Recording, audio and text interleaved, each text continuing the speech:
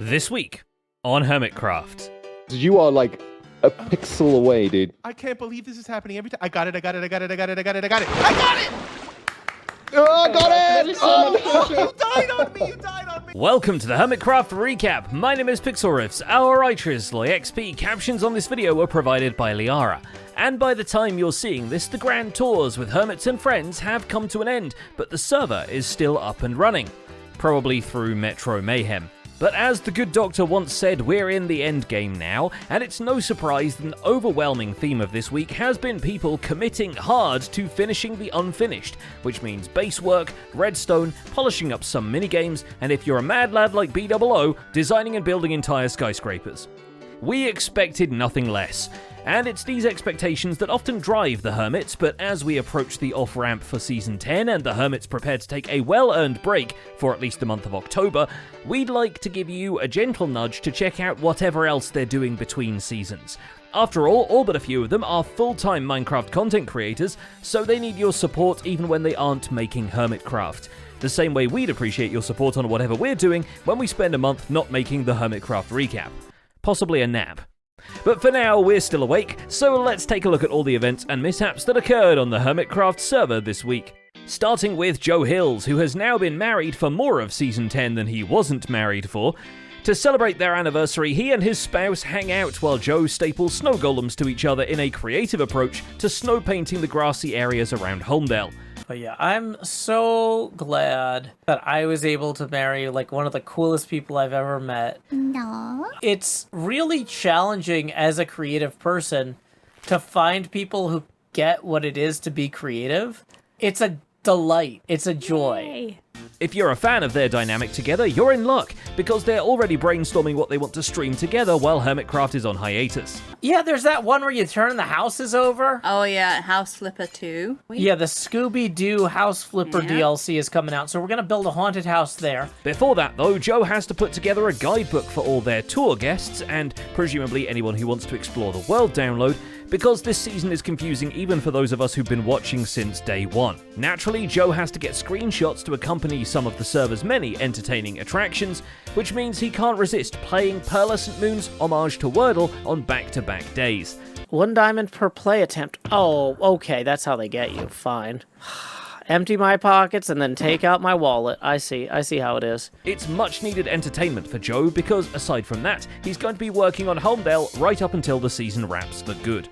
In a similar matter to Joe's wife special, Smallish Beans takes a break midway through his latest episode to have a baby, which is very exciting if super inconvenient for this skyscraper he was building in Minecraft at the time. Well, luckily he can now dedicate all of his skyscraping time to being a family man, seeing how his base of this season is officially complete and finished. The highly detailed Japan-inspired city resting on the side of the Magic Mountain has reached its final form against all odds. We are here in front of my finished base. It is done, baby. Have we completed something amazing here? Probably the greatest thing I've ever built in Minecraft. So many bits I love. This is, of course, sordid news for this affair Etho and himself appear to be having. Yes, Joel Beans has built himself and the Etho Man, recreating the T-posing scene from Titanic. Believe that the heart does go on. Truly, dominance is established. Amazingly, the cover of My Heart Will Go On is not even the only piece of random music present in the video. Joel actually licensed Murder on the Dance Floor for the episode, the song we can't play here because we didn't license it. You may recognize it from the GTA Vice City soundtrack, even though it 100% was not in the GTA Vice City soundtrack at all. It just has the vibe, you know? Though perhaps the city taking shape just downhill from him is where all the vice is happening. Impulse SV is definitely feeling the pinch, with the deadline of Season 10 approaching, so he activates Superfast Build Mode to finish the dropper minigame he had in mind for Pixel Pulse Valley's enormous tower. It's so tall it goes through the clouds he built inside of it. I want to make a cloud, basically a fog layer. I'm going to put in a bunch of glass. I'm probably going to do like gray. Basically, the training light came up through the fog. I have to find little holes in the glass and stuff to fall through. And he spams the chat with many a death message before he finally figures out a set of downward paths through it. After dying so many times, he needs a break, so he goes to check out Skizzleman's torture pyramid for some light refreshment. Hopefully, we go a little further this time before we die, and we can figure out where the next turn is. Oh, there's no next turn. Nice. Okay, we made it. And to his great credit, Impulse doesn't death loop his way through too much of the course. Whether he benefits from knowing Skiz's brain well after 20 plus years of friendship, having run the gauntlet both designing and competing in Metro Mayhem, or just gets lucky at the right moments, we have to say Skiz's assessment of him feels pretty accurate. You may not know it or think it, but to this day, you are still smarter than you know. You are funnier than you know, and obviously uglier than you know. Thanks, Skiz. I was just starting to get teary-eyed. While Impulse is flinging himself into various deadly challenges, a new type of pyramid appears in the cyberpunk metropolis, courtesy of BOO, who is happy enough with the state of his own base that he'll focus on what he can build in the city. As long as they can agree, nobody is going to commit to filling it with minigames. That's a commitment. That's a commitment. Yeah, that's a Waterfall. commitment. We don't have enough lag in this area. Right? Let's just do a little bit more. Just keep pushing it. The skyscraper isn't enough on its own, however. The city's more affluent district needs some green space, and B-Dubs even lets us in on one secret of how his trees look so good. Turns out it's often the same tree, just in different places. This is my famous tree that I've built so many times. Here, it's there. It's fortunate that he's happy with that, because when it comes to making a blinking street crosswalk using activator rails, he's not sure whether to give it the green light. Still, much like evolutionary process will inevitably create a new version of Crab, the Minecraft builders will not hesitate to accidentally make a light-based update suppressor. Case in point, Corrales needs a landing strip for his remote Arctic outpost, and naturally, it's marked by a chain of blinking copper bulbs. You small geniuses, you. This is a great solution. There were so many suggestions, like with redstone torches and everything. Like, thank you so much. There were versions of this game where this would crash your whole computer, folks. Nowadays, however, Minecraft is actually rather well optimized, so Corrales has no issue running around his snowy home even with shaders on. Thankfully, there's plenty of processing power tucked away in the outpost's server room. And admittedly, I too consider putting my laptop somewhere in the South Pole whenever I try to run Minecraft with shaders on it. Regardless, with the end of the season rapidly approaching, Corrales makes sure to finish the back of the build and proudly declares this his favourite base, which has got to be by default because his other one was sold to Rendog, actually. The back is such a quick job. I'm happy with it. It's not as detailed, I guess, as the front is. But for a little quick job, I'm still quite happy with it. Boop, boop, boop, boop. The rush to complete the builds seems to be a common occurrence among the hermits because they have now completely bought out the stock of Good Times with Scar's multiple block shops. To help them out, Scar takes the time to refill the businesses, but also to run Metro Mayhem Season 2 a few times, if only because his trophy for the first season got turned into a pumpkin. That's not even an expression, this is what happens when you place the custom model blocks with the data pack mod thingy they're using. That was insane.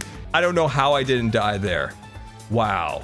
You've got to be kidding me. Did we get a record? As for his zoo, Scar actually finishes a whole new enclosure this week, and it's the long-awaited nether mob pen hidden away within a decorative volcano. Who knew that firefly particles pass so well as the basalt delta ambience? So there are candles everywhere, just giving that ember glow throughout the area, along with the glowy bushes under the pavement here. I think it looks pretty cool. There is, however, another volcano people have been mentioning in our comments, and that is of course the Magic Mountain, which we actually see in Joel's video has now been converted into a volcano. In fact, it's taller than before. And oh my gosh, look at this, guys, the volcano. They've done some stuff. It looks insane. So if this recap episode seems a little short to you, it's because we threw out a full page of snarky jabs about how their backyard didn't seem to be erupting yet. So with those odds beaten, it is now up to iJevin to break the curse of no one ever finishing their Minecraft castle. Luckily, the man had all the exterior picture locked a couple of months ago, and if he just called it done, it's pretty clear people would believe him. But in typical Hermitcraft fashion, Jevin decided to go the extra mile and increase the depth of detailing across the entire exterior of the build, which, looking at this particular shot, there probably is a mile worth of scaffolding in there. Also, just want to point something out. For sure somebody stole my my chandelier. Yeah, where does the chandelier go, Jevin? Just gone. The biggest life hack in this situation is that some of your castle's walls can be made out of walls, a sentence that makes perfect sense in Minecraft. But punching holes in the facades becomes a little bit of an issue, given that the interiors have already decided on the topic of windows. Still, the structure comes together by the end, and I'm sure the villagers will enjoy the palace grounds, granted King Sal allows it. So I would love to know what you guys think about it. Look at the roof line, it looks so good. And finally, there's Mumbo, who has realized that if his IRL brain knows the alphabet, his computer brain should know it too. The bones of the machine take shape, mostly because he borrows them from Good Times with Scar, but he leaves space for the redstone in the hollow beneath the recently built hillside. We can't pass up the opportunity to enjoy Mumbo's first actual visit to Metro Mayhem, partly for the incredibly tense segment in the middle where he's forced to navigate the course with half a heart of health. Oh, I have to be so careful. Where's my pizza at? And partly because, for once, his name actually is Mumbo Jumbo. I got a full chest of nuggets. That's like, I couldn't have gone slower. Now he's been cheered on by Doc and Ren, he gets the redstone done for his letter display, despite Minecraft's best attempt at breaking it.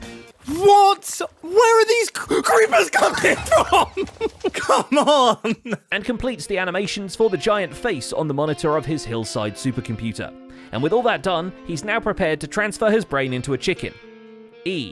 And that's about it for this week's recap. Our writer is SloyXP, and my name is Pixel Riffs. Captions on this video were provided by Liara. Don't forget to leave a like while you're still here, and subscribe so you won't miss future recaps. Thanks for watching, and we'll see you next week. Boop, boop, boop, boop.